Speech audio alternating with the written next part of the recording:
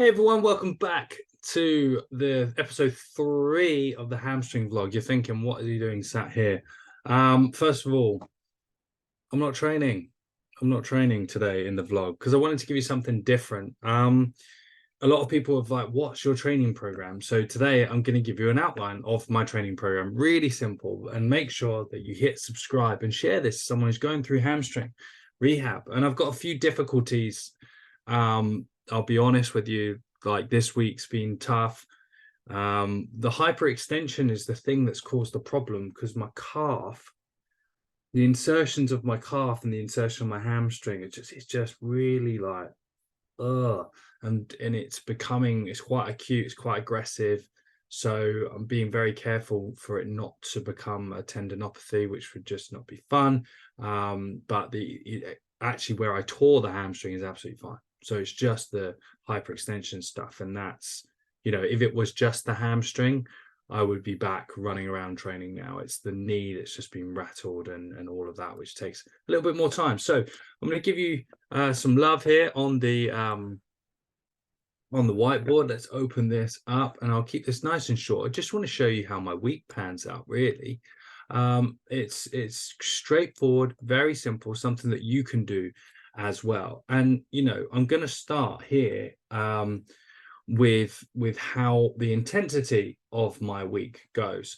So if this is 100, okay, it starts here, comes off, drops down, picks back up again Thursday for a big finish Friday. And I actually at the moment am taking 2 days off over the weekend. So that's how my intensity runs. And Monday is uppers, Tuesday is lowers, Wednesday is rest, Thursday is uppers, Friday is lowers. And the reason why I've done this is that I'm trying to, after a few days off, especially these two big sessions, and bearing in mind in these days as well, I'm doing low level rehab. So like hamstring isos and bits and pieces. So technically after this big exposure over these first 3 days, we need to play on and recover on the back end, which gives us kind of options. And I think the thing with rehab is all about having options all the time in how you're managing your own training. So that's the general gist of it. And then this day is I have a knee dominant, and then this day is a hip dominant hamstring, and a lower body emphasis. So it's very simple. And the upper body is just to help rebuild my shoulder, and a simple push and pull protocol. So horizontal push and pull on day 1, vertical push and pull on day 2. And it's been great. I'm really, really enjoying it. So how my sessions look. So there's a general system that I do. The overview at the top is going to be my speed drills. So what these look like at the moment is the ISO wall holds and stuff like that. That's what speed does. Because what I'm doing is, as we move through and get better and improve, we teach a session habit in order to then keep building on those layers. So we always work from a speed element of some sort. And that's not just running fast. Speed is as you well know, is very different. Then we'll be looking at some plyo variation. So at the moment, it's force absorption. Then we're going into some ballistic type work. And at the moment, this is a bit of a no-go area. We're not really doing it purely based on the fact that the low-level pliers and hops and stuff work, but some of the ballistic is overloaded. It's just not playing ball at the moment. And then we look at our strength area.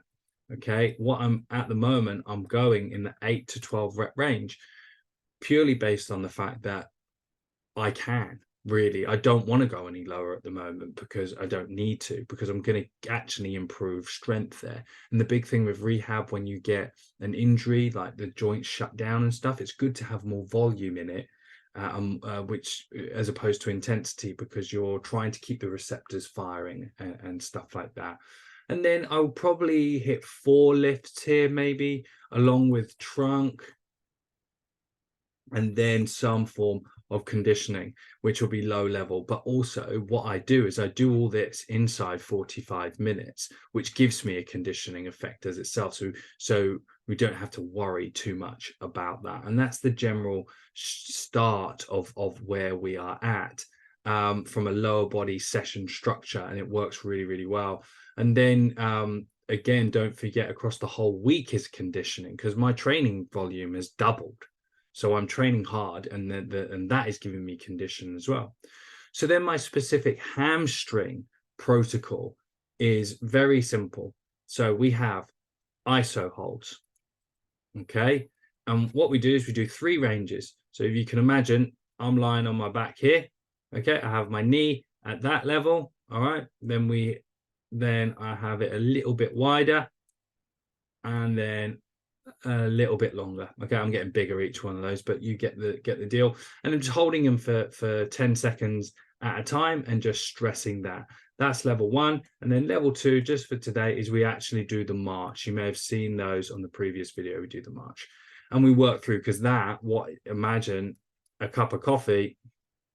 We're balancing, keeping the coffee in the cup on the pelvis. So what I don't want to do as I change legs is see a massive drop in the hip, because that is telling me that there's a lot of core instability there. So that's the general premise for the hamstring rehab, which happens 3 times a week. And it's low level because it doesn't need to be high level. And that's a big thing. And then we are doing some occlusion and a few bits and pieces like that. So I wanted to keep that short, keep it simple. That's the hamstring rehab that I'm focusing on at the moment. I didn't want to just film me training again. I wanted to give you a bit more of a why, and help you in your journey if that does.